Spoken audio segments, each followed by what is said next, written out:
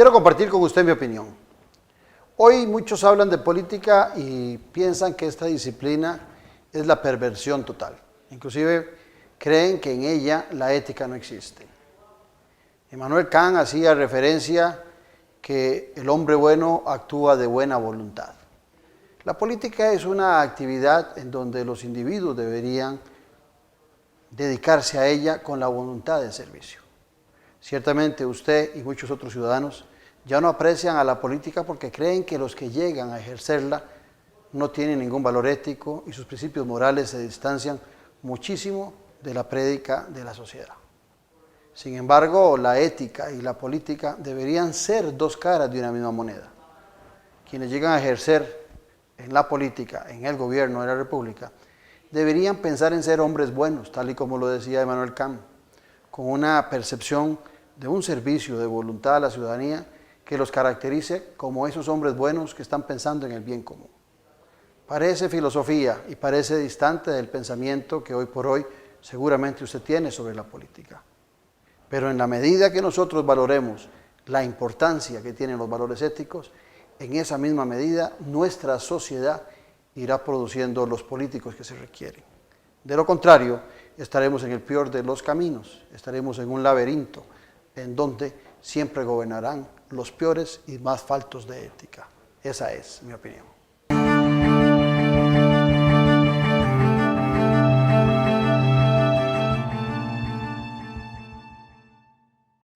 ¿Has pensado en qué pasa con el agua que usas en tu casa o trabajo? En Acueductos y Alcantarillados lo pensamos todos los días. Porque estamos comprometidos con el ambiente, la salud y el desarrollo, investigando e implementando sistemas de tratamiento en distintas partes del país. Este es el compromiso de Acueductos y Alcantarillados con Costa Rica. Porque una gota de agua lo cambia todo. Acueductos y Alcantarillados.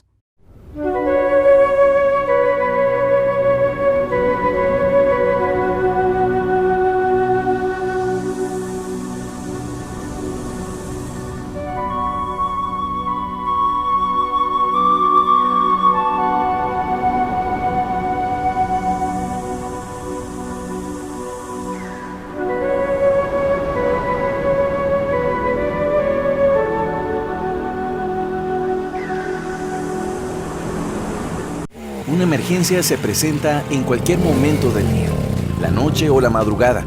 Es una situación de enfermedad o accidente grave que compromete la vida de las personas.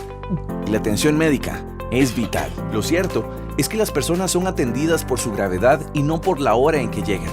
Por eso, es importante disponer de un orden en la atención. Cuando la persona llega, se le dirige hacia el área de clasificación o triaje, para la valoración médica a fin de priorizar a los pacientes según el estado de gravedad. Luego, en una sala el paciente espera su turno de atención. Algunos sentirán que se alarga el tiempo de espera, pero antes de reclamar, recuerde que los pacientes críticos llegarán en cualquier momento y siempre van primero. Los servicios de emergencias son para emergencias. Úselos correctamente.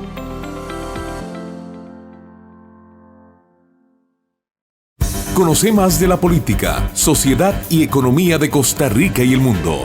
Café y Palabras, lo que hay que escuchar del acontecer nacional con el politólogo Claudio Alpizar. Café y Palabras, porque la política sí importa. Escuche Café y Palabras de lunes a viernes a las 3 de la tarde en Colombia, con un país en sintonía. Café y Palabras. ¡Sonría! ¡Sonría! ¡Sonría! Con el nuevo sitio web copelesca.com. Todo es más fácil y seguro. Un sitio web ágil y seguro para hacerlo todo más simple. Solicite sus servicios y haga sus pagos de Copelesca en la oficina virtual. Realice sus compras en el almacén virtual y mucho más. Más sencillo y siempre a la mano. Nuevo sitio web copelesca.com. ¡Sonría!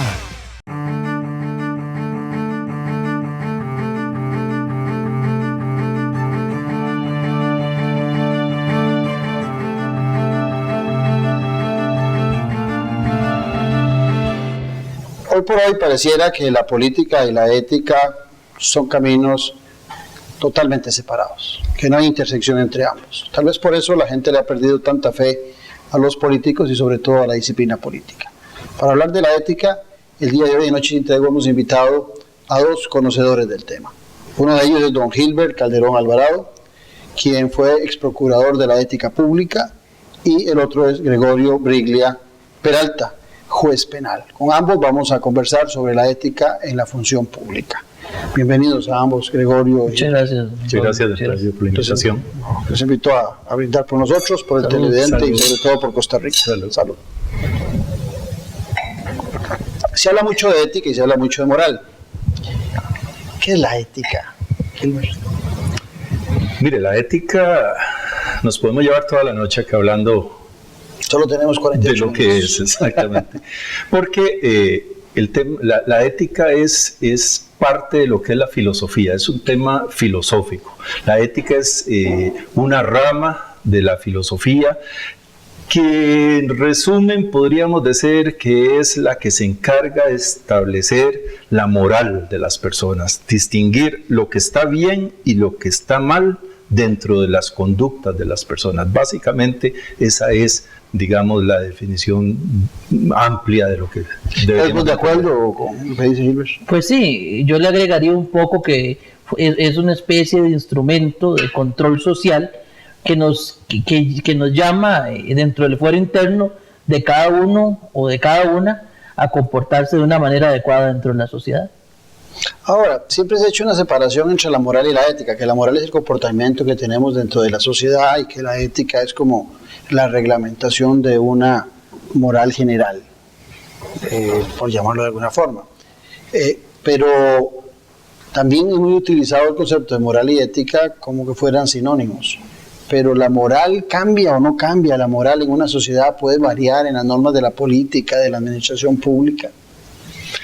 Sí, por supuesto que en el tema ya específico, en este caso, de la administración pública, podemos decir que las reglas éticas que deben de regir el ejercicio de la administración pública son reglas iguales para todas las personas. En el tema de la moral individual, ahí cada persona tiene sus propias reglas.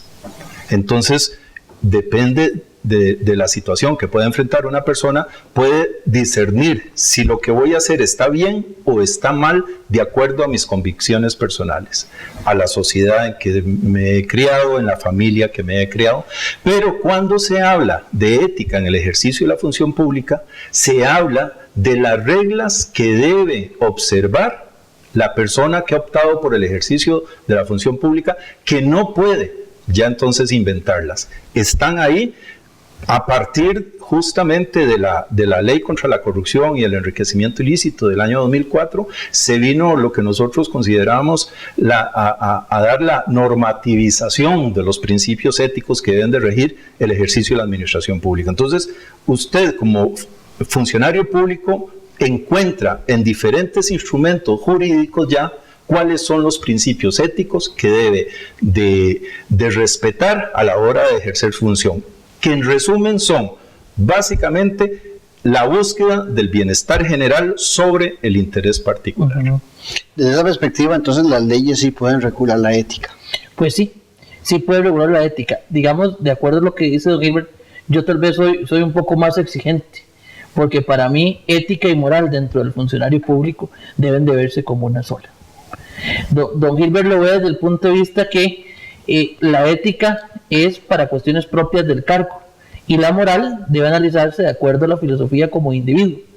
Pero partiendo de ese presupuesto, yo sí me veo en la obligación de decirle que para mí el funcionario público debe tener un comportamiento ético y moral adecuado en las 24 horas. ¿Qué quiero decirle con eso? Que es un comportamiento adecuado en su función, en su actuar como funcionario público y como persona, porque se lo voy a poner así.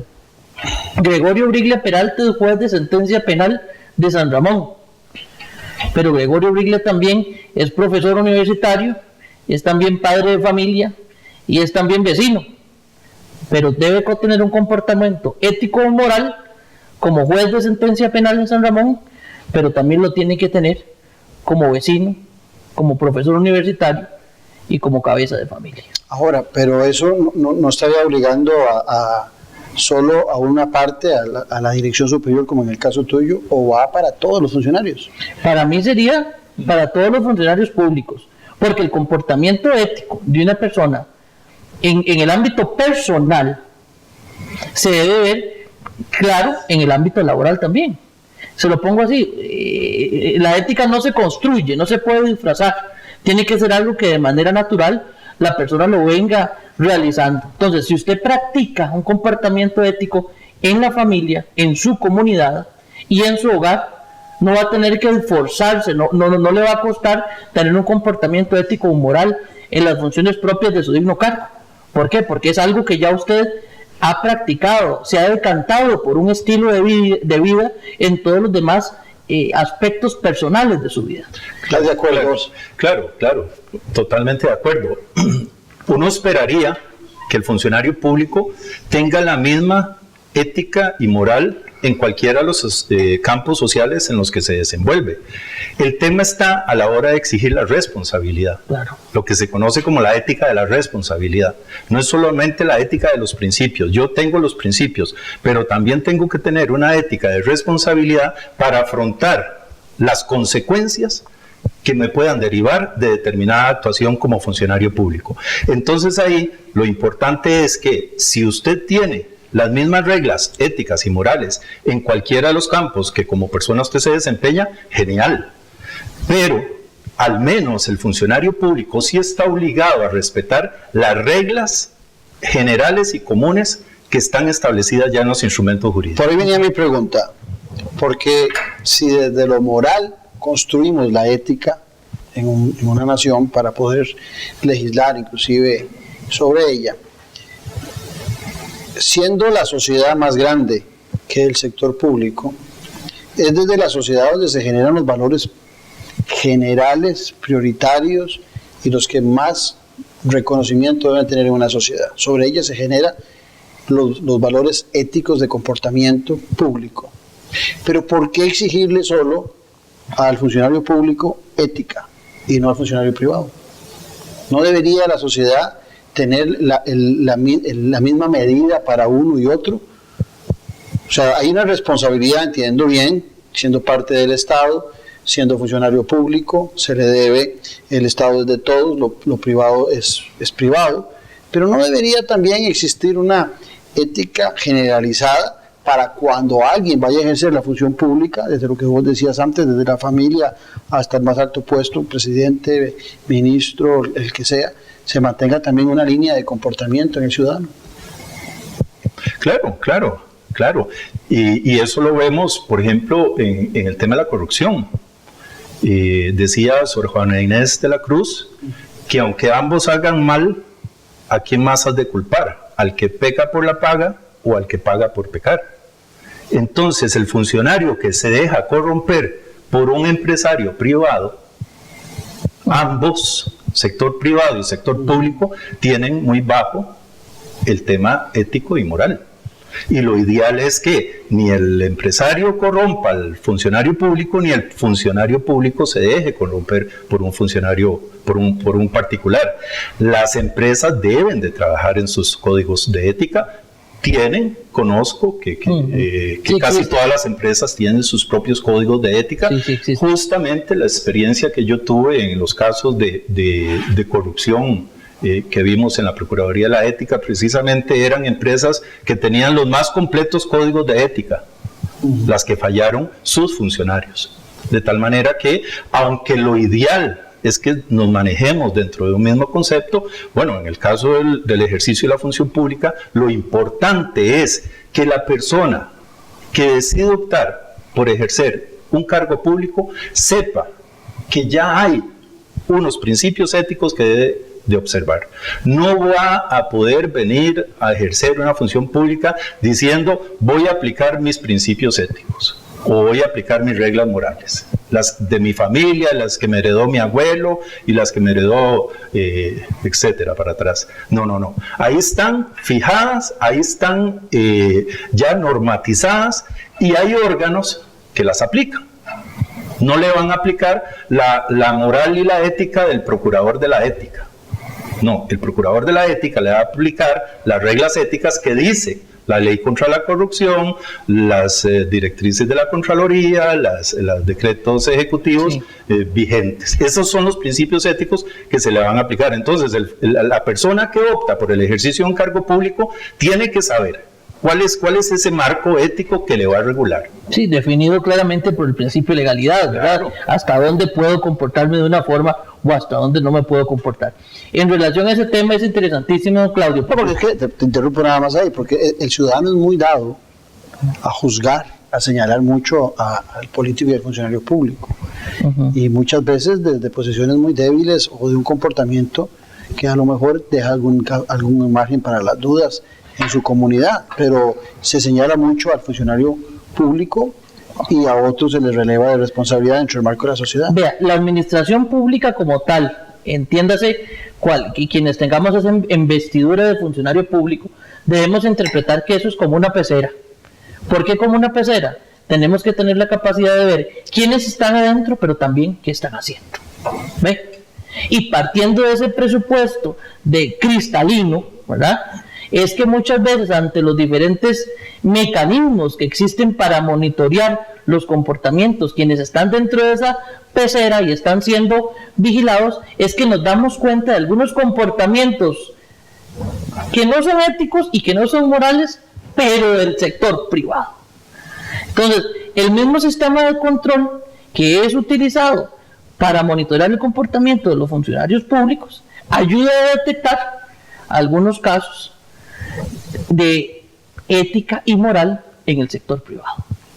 Ahora, regulamos la ética con un reglamento, con una ley, porque una sociedad está corrompida, porque una sociedad está con bajos niveles de moral, o porque es fundamental dentro del ejercicio de la función pública. No, por reglas, o sea, yo no diría que es porque haya una baja moral, precisamente por seguridad jurídica, por un tema de legalidad, para saber cuáles son las reglas. O sea, yo soy un profesional, un joven profesional que vengo saliendo de la universidad y tengo varios campos de posibilidad laboral. Entonces yo, si quiero ser funcionario público, tengo que tener la seguridad de cuáles son las reglas éticas que me van a aplicar si yo ejerzo. ¿Y los funcionarios públicos tienen acceso a una introducción, a un entrenamiento de cuáles son las reglas, o nada más se le contrata y venga y ejerza y en el camino se da cuenta de que algunas de las cosas que hace no son éticas? Ahí hay dos temas, no se permíteme, uno, que esas reglas éticas de las que yo estoy hablando son reglas muy viejas. Esa ley es del año 2004. Sí, 84-22 es la que tenemos. Desde el año 2004. Hay una directrices de principios éticos de la Contraloría General de la República, también del año 2004. Claro, fue el boom aquel de los escándalos, exactamente. Tenemos un decreto... O sea, si no se hubiera dado el caso de los expresidentes, no tendríamos esa ley. Mire, al rato que no, porque... ¿No había Procuraduría de la Ética? No había Procuraduría de la Ética, no había Fiscalía Anticorrupción, no había Jurisdicción Penal de Hacienda, no había Ley contra la Corrupción. ¿Y porque éramos muy buenos antes? Bueno, no sé. ¿Quiénes gobernaban? Transparencia Internacional nos viene ubicando en una posición desde hace mucho tiempo, ¿verdad? Y ahí hemos estado. Y todo ese marco normativo y todas esas instancias, 10, 15 años después que tenemos ya, esa ley cumplió ya 15 años, no han sido revisadas, no han sido reformadas. Yo he estado revisando a propósito de un estudio que estoy haciendo. En la ley contra la corrupción tiene alrededor de 14 tipos penales. 14 delitos que se regulan ahí. Capítulo 5, yo creo. Sí, alrededor de 14 delitos que se pueden sancionar. Y usted sigue viendo al Ministerio Público acusando por peculado, por cohecho, por concusión. Y los delitos que ahí se establecen, pocas veces se usan. O sea, y son delitos muy interesantes. Porque no los conoce el ciudadano, porque no los conoce quien los debería exigir. Eso es un tema interesante que hay que revisar. O sea, no sé si es el operador jurídico el que no le queda más cómodo encuadrarse en Pero yo lo que siempre lo que planteo es que hay una inducción para que, esta es verdad, para que todo el que entra como funcionario público le dice, vamos a darle un mes de inducción a esta ley. Es que estoy seguro que todo el mundo entra ahí está el otro gran tema que existe en esto que nos aporta don Gilbert. Yo creo que todas las instituciones deberían de promover capacitación continua, no solo con los que entran por primera vez, sino con todos los funcionarios públicos, para que realmente cambiar y romper el paradigma y de ver hacia dónde vamos con el comportamiento ético y moral. Yo he explorado, hay políticas institucionales, por ejemplo, le voy a hablar del Poder Judicial. Creo que el 1 de abril el Poder Judicial aprobó una ley con los 21 magistrados que conforman el gobierno judicial, donde ya existe una prohibición y consecuencias para los funcionarios judiciales que reciban eventualmente regalos o eventualmente lo que se denominan dádivas, o hagan comentarios en redes sociales, que eventualmente ya se corre un poco más el límite para buscar regular ya desde una forma interna de la institución algo que va de la mano con la ética y el comportamiento moral de un funcionario público del Poder Judicial dentro de la institución. Pero ¿qué es lo que pasa? Eso tiene que ir de la mano con una capacitación continua por parte de los mismos funcionarios del Poder Judicial. Debe de realizarse una oficina que eventualmente a través de medios de comunicación interna se formen talleres y demás que logren capacitar a cada uno de los empleados en este asunto de la ética y la moral. ¿Hasta dónde puedo llegar? ¿Hasta dónde no puedo llegar? Es que me surge la preocupación de si es la sociedad que ha ido perdiendo valores, principios, y se ha relativizado muchos de ellos.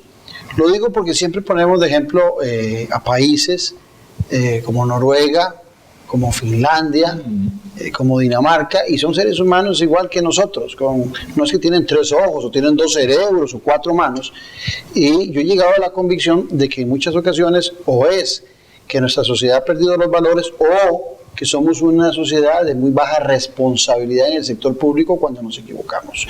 Pues que has estado ahí, ¿cuál de los dos caminos sería? ¿El de la baja responsabilidad o son los valores que la sociedad ha ido perdiendo?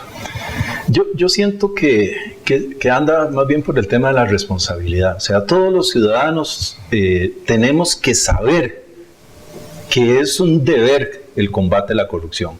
No tenemos que acostumbrarnos a brincarnos la fila. No tenemos que acostumbrarnos a pagarle al oficial de tránsito para que no me haga el parte. No tenemos que acostumbrarnos a pagarle al médico para que me haga el biombo. No, tenemos que tener esa responsabilidad de, más bien, cuando encontramos un tema de eso, si un funcionario público promoviendo el tema de la corrupción, denunciarlo.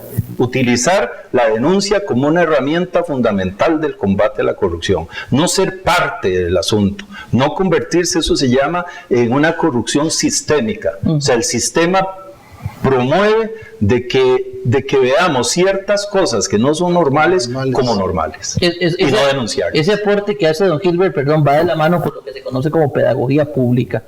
Esa famosa pedagogía pública va sobre el análisis que hacen la sociedad sobre quienes ocupan los puestos o los mandos de poder.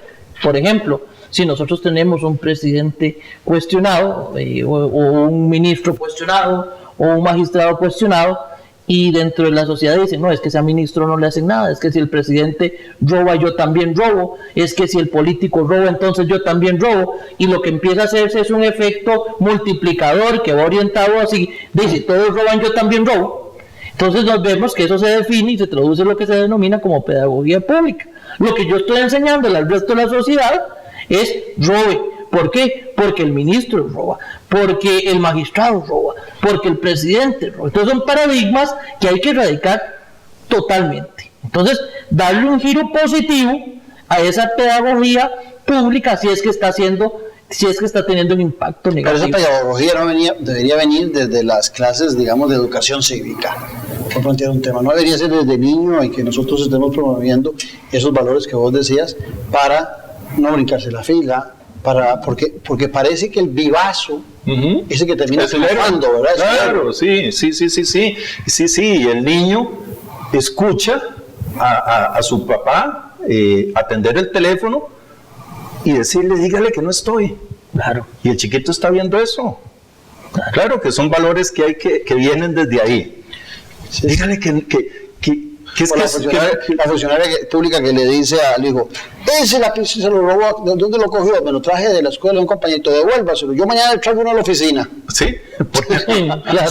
Sí. Está diciendo prácticamente lo mismo. Mire, hay un detalle interesantísimo y es que parece que no está relacionado, pero sí tiene una íntima relación, es el tema del abuso, por ejemplo, de los horarios del funcionario público.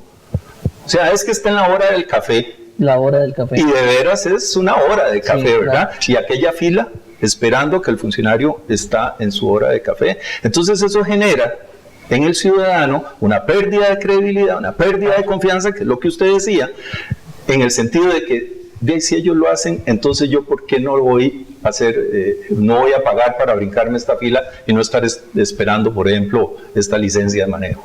Pero en esa pérdida de valores, y en un seminario que coincidimos, yo te decía vos que ha llegado el momento en donde el ciudadano, pensando en la dirección superior, ¿verdad? En quienes elige para que gobiernen, ya no solamente en el funcionario medio hacia abajo, sino en la dirección superior, es muy común oír a ciudadanos que dicen, mira, aquellos son mejores, robaban pero hacían. Sí. Entonces uno dice, ¿cómo? O sea, son dos cosas diferentes, no se puede ser honesto y hacer las cosas.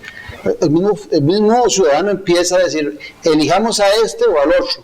Sí, roban, pero hacen cosas. Entonces también hay un cáncer, o hay una, ¿cómo es que dicen en el cáncer? Cuando se da una metástasis en toda la sociedad, sí. Sobre la aceptación de la corrupción como algo válido, pero hacerlo inteligentemente. El gran problema radica es que, echando mano al comentario de la clase de cívica, para mí debe empezar desde la familia, porque acuérdese que nosotros aprendemos, el primer aprendizaje que lo hacemos es por mímesis, es a través del ejemplo.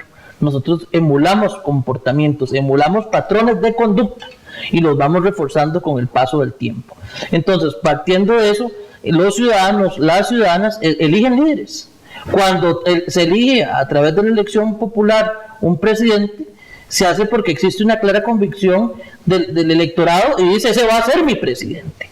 Entonces ese presidente se coloca en una posición donde el ciudadano promedio lo va a admirar y va a querer emularlo. Pero así cada uno de nosotros, en las diferentes funciones que hacemos o que realizamos, podemos convertirnos en agentes de cambio positivos o agentes de cambio negativos. Por ejemplo, si yo soy una persona brillante, si soy una persona que tengo facilidad de transmitir conocimiento a mis estudiantes, ¿quién quita que el día de mañana digan yo quiero ser un agente de cambio como es el profesor y tenga esa facilidad? Pero si yo en lugar de darles un buen ejemplo, les estoy dando un mal ejemplo, quizás entonces se van a decantar por el mal ejemplo y no por el buen ejemplo. Yo creo que ahí es donde va el asunto, que cada uno de nosotros debemos de buscar cómo dar ese buen ejemplo, debemos de hacer un aporte a la sociedad. Y claro, el pueblo, la sociedad como tal, tiene la obligación de exigirle a todos los funcionarios públicos un comportamiento adecuado conforme al puesto que realice, ¿verdad? Y para eso existe lamentablemente una forma ya coercitiva, como es la ley 84/22, para exigirle al funcionario el comportamiento que nadie alrededor suyo se ha atrevido a exigirle. Ahora, esa ley está desde el 2004. Ciertamente vos lo planteabas bien ahora, que las cosas han cambiado, que algunos de los delitos que ahí se establecen no se han estrenado, habiéndose dado casos para poderlos estrenar, pero ¿por qué no se ha estrenado o por qué no hemos visto más gente castigada por esta ley? ¿Dónde estamos fallando a la hora de la aplicación e implementación de la ley? Porque vamos a ver, o es que los funcionarios públicos en general se han portado muy bien y son muy pocos los que la han violado. Esa ley contiene unas sanciones de tipo administrativa, sanciones administrativas que son amonestaciones por escrito, suspensiones del trabajo, despidos, y también tiene el tema de las penas de prisión. En el tema administrativo, la Procuraduría de la Ética ha hecho un gran trabajo. Actualmente la Procuraduría de la Ética está muy reforzada con personal bastante capacitado que incluso ese tema que usted señalaba ahora lo están cubriendo muy bien, el tema de la capacitación de los funcionarios, tanto los funcionarios viejos como los que entran. Recientemente acaban de hacer una actividad muy grande en el Colegio de Abogados. Recuerdo que antes, por iniciativa de la Procuradora General de la República, cuando iniciaban los gobiernos, se hacía dentro de las encerronas y dentro de la inducción que se le daba a los ministros, nos invitaban a la Procuraduría General de la República, no solo a la Procuraduría de la Ética, sino a varias autoridades de la Procuraduría General a que les explicara, porque muchas veces los altos mandos, los ministros, no... Eran los primeros que ignoraban la ley. Sí, exactamente, o eran su primera experiencia en la gestión pública, que es totalmente distinta a gerenciar una empresa privada, ¿verdad? Entonces eso se perdió en este gobierno y en el gobierno pasado. En este gobierno ya yo no estaba, pero no me he enterado que se haya dado. En el gobierno pasado yo sí estaba y ya eso sí se perdió, esa inducción no se daba. Y entonces yo creo que en el tema de la sanción administrativa, sí la Procuraduría de la Ética, como órgano encargado de la ejecución de esa ley, de su reglamento, ha hecho un gran papel. Esta ley cubre a las 333 instituciones, a todo el Estado costarricense y para todos los funcionarios públicos. Eso fue muy interesante porque cuando la Procuraduría de la Ética nace a través de la ley que aprueba la reforma de la ley orgánica de la Procuraduría General de la República y le da esas nuevas funciones a un órgano que no tenía nada que ver con eso, incluso se cuestionó constitucionalmente esa ley que se daba, y la Sala Constitucional ha venido decantando a través de una serie de resoluciones cuál es ese marco de acción de la Procuraduría de la Ética Pública. Y entonces más bien ha venido a reforzarla, a darle cuál es el norte, cuáles son sus facultades, hasta dónde puede llegar. Lamentablemente le faltó a la ley, y así lo ha dicho la Sala, darle más dientes, digo yo, a la Procuraduría de la Ética, en el sentido de que pueda incluso llegar hasta sancionar al funcionario público. Porque lo que hace en este momento la Procuraduría de la Ética Pública es dar recomendaciones. Dar recomendaciones que depende del funcionario a quien la Procuraduría de la Ética le ha encontrado una violación al deber de probidad, por ejemplo, el jerarca encargado de sancionarlo archiva el expediente. Y entonces ahí, por ejemplo, para hacer la relación del inicio del programa que usted señalaba, Claudio, en el sentido de que pareciera que la ética y la política van por caminos distintos. Acuérdense ustedes en las campañas políticas.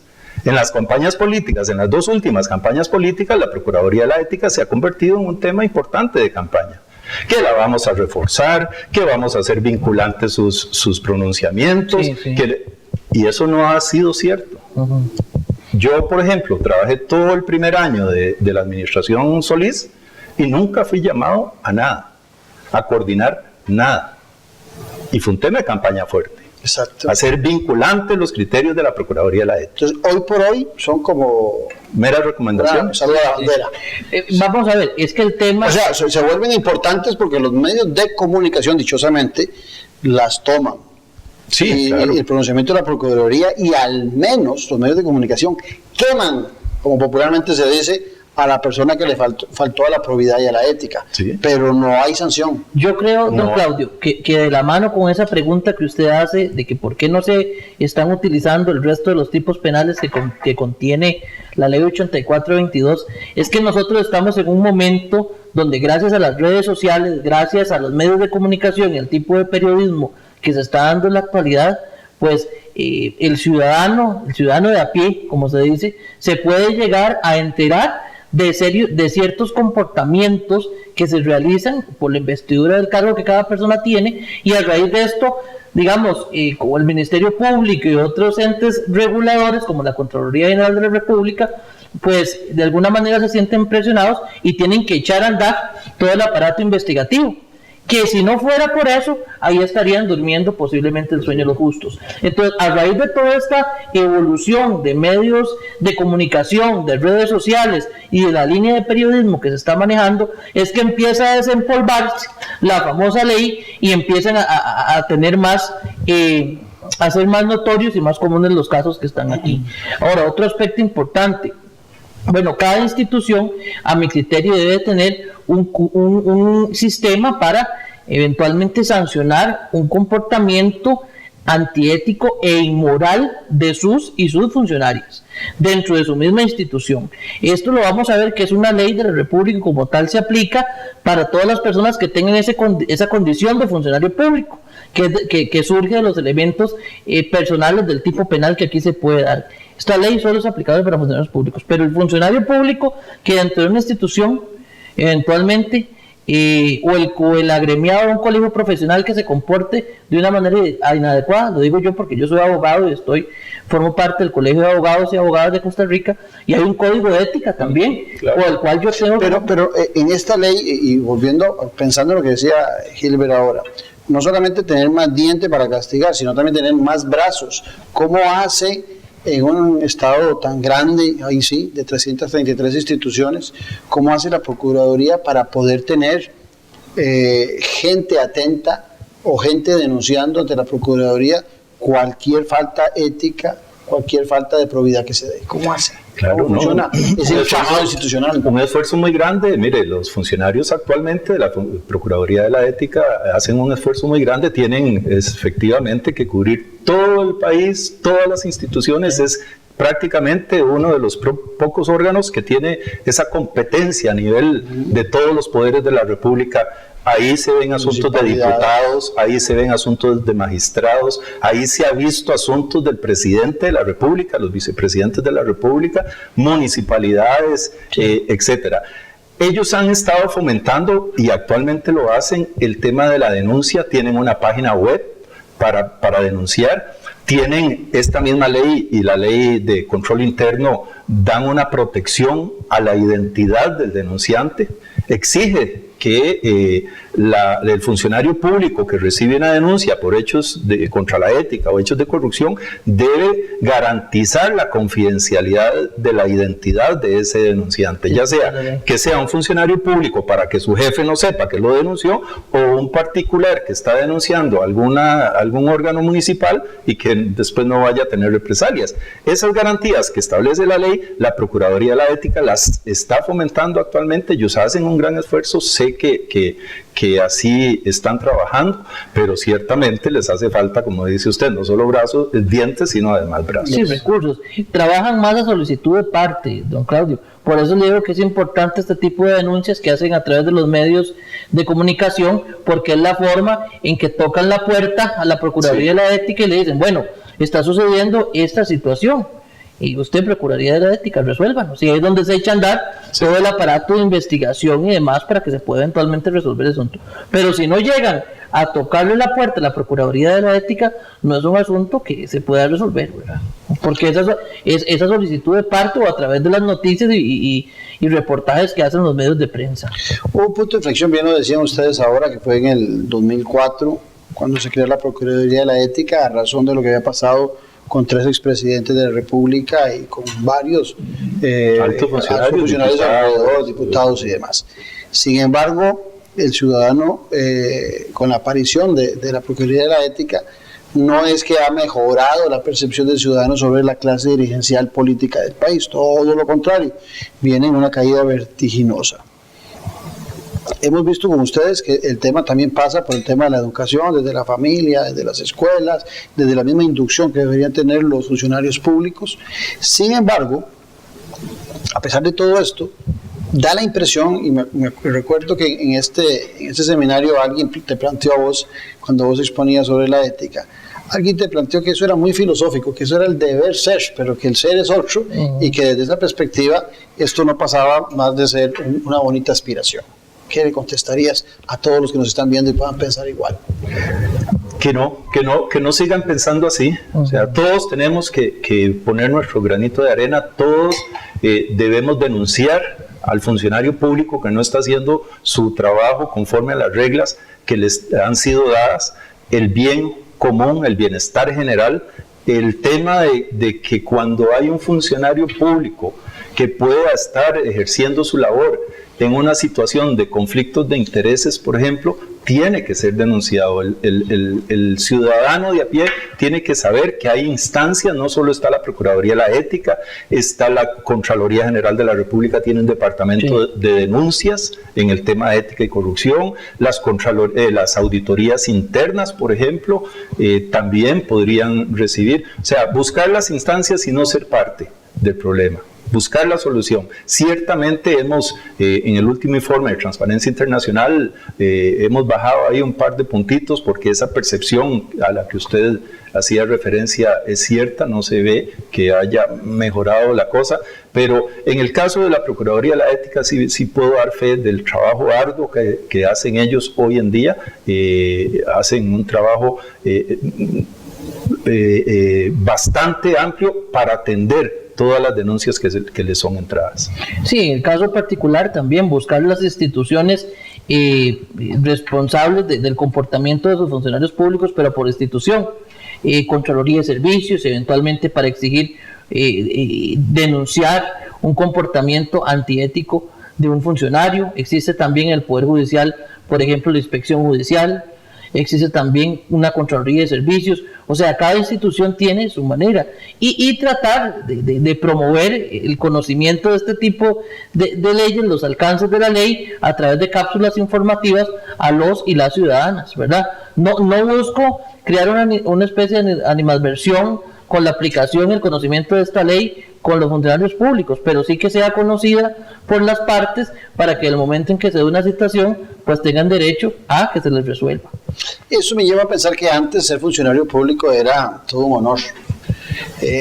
Por lo menos los abuelos le cuentan a uno eso, ¿verdad? De cómo la gente que estaba en la función pública tenía un gran respeto de la ciudadanía, por un lado. Por otro lado, se partía de esa premisa de que las personas que llegaban a la función pública eran gente de altos valores y que los promovían en el ejercicio de su puesto. Y no había ley en aquella época, ¿verdad? Ese respeto que se generaba hacia el funcionario público, al ministro, al presidente, no necesitó de una ley de la ética para que el ciudadano respetara al político y que el político se comportara como tal.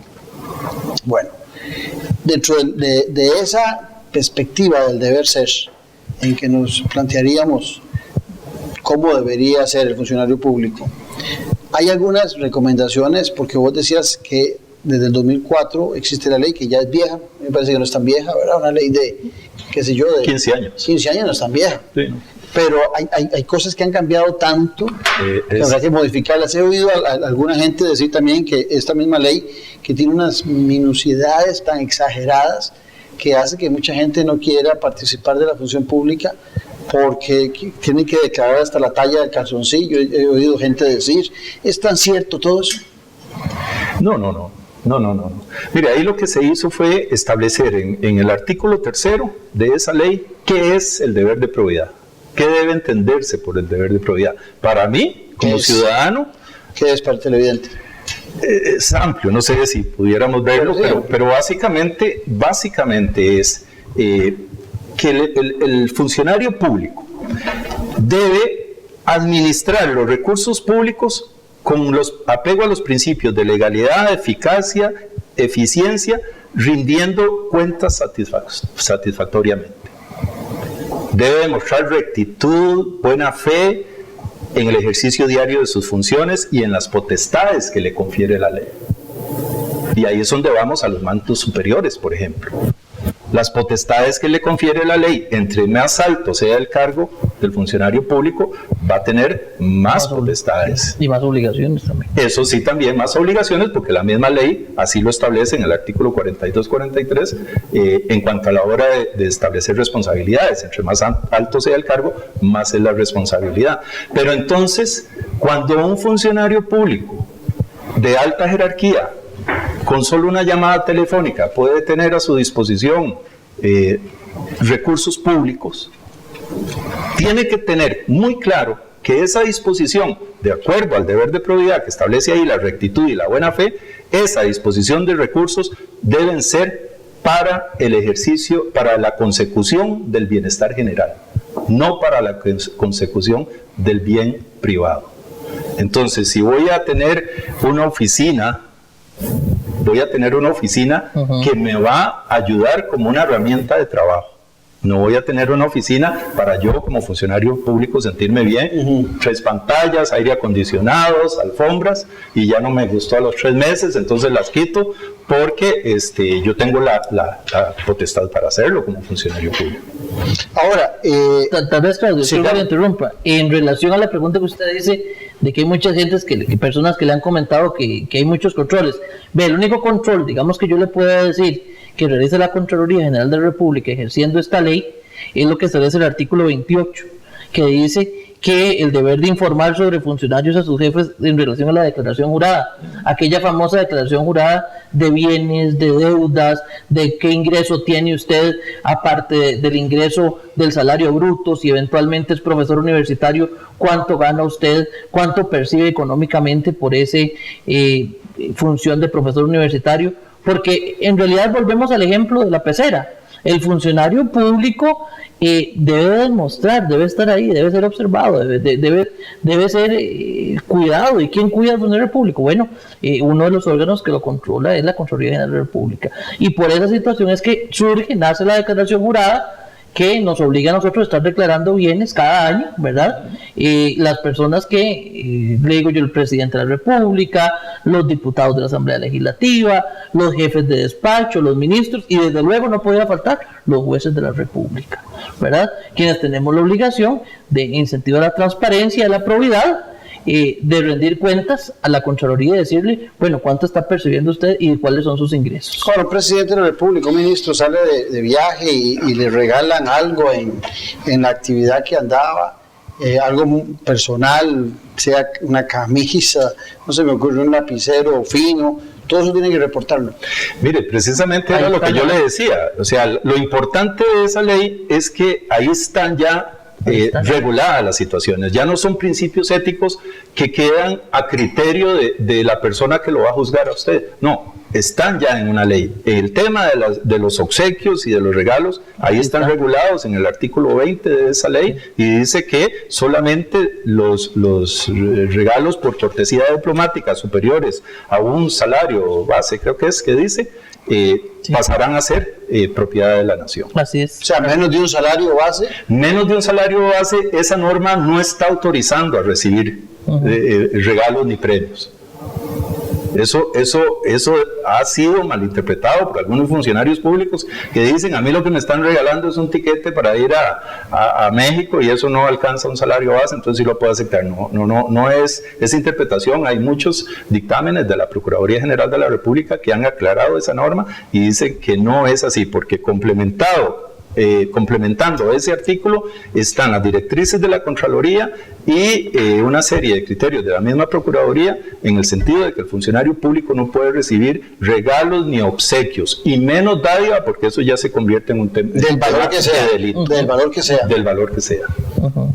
Ahora, ahí está regulado, o sea, ahí está el artículo 20. Entonces, si no quieren que sea así, por eso le decía, revisemos una ley que ya tiene 15 años. A ver, esas cosas que usted dice, que ahí tal vez hay gente que desmotiva a ingresar a la función pública porque le pide más de la cuenta, bueno, revisémosla, hagamos un foro con participación de diferentes sectores. Bueno, eso es un tema. Otro también es que puede haber algunos muy adinerados que no quieren entrar a la función pública porque tienen que declarar todo lo que tienen. Pero mire, más bien la perspectiva no deja de ser bueno para que los que están en los negocios se dediquen a los negocios, claro, y los que están en política se dediquen a la política. Claro, y yo más bien fomentaba, cuando estaba ejerciendo el cargo de procurador de la ética, el tema de la declaración de intereses, no solo de la declaración de bienes, sino que quien vaya a ejercer un cargo público debe declarar cuáles son sus intereses dentro de sus empresas. O sea, yo tengo intereses en tal empresa, en tal otra, porque eso ayuda a evitar, a prevenir el conflicto de intereses.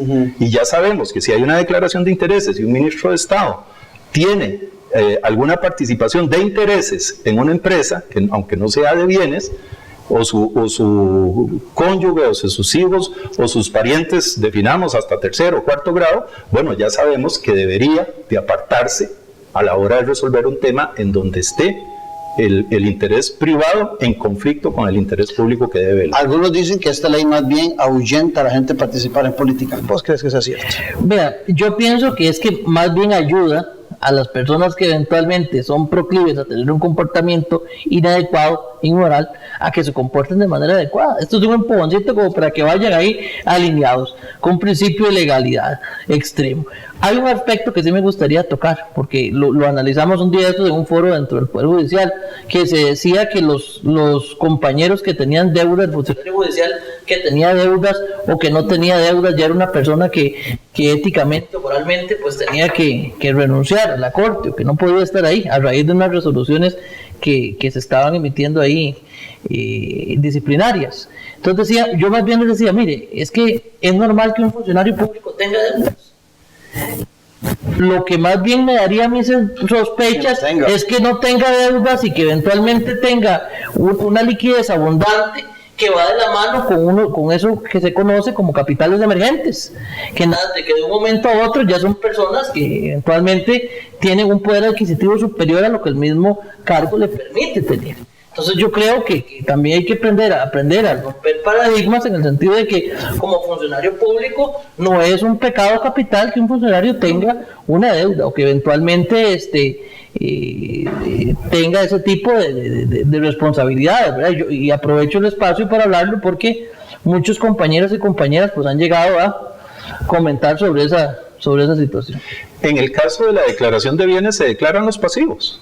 Sí, también. Precisamente para que la Contraloría sepa cuáles son los bejucos que tengo, claro, y que no aparezcan pagados de la noche a la mañana por algún proveedor. Y se lo digo así porque ya llevamos casos en la Procuraduría. Entonces, no, estoy de acuerdo absolutamente con Gregorio en el sentido de que no es ningún pecado tener los pasivos. Definitivamente es un tema que da para más. Muchas gracias, Gilbert. Con mucho gusto, claro. Muchas gracias, Gregorio. Gracias, don Claudio, y gracias, Gilbert. Pero sobre todo a ustedes, las gracias por habernos acompañado. Los espero en 8 días aquí en Noche Sin Tregua, su programa de la política con P mayúscula. Un abrazo, que estén bien. Buenas noches. Salud.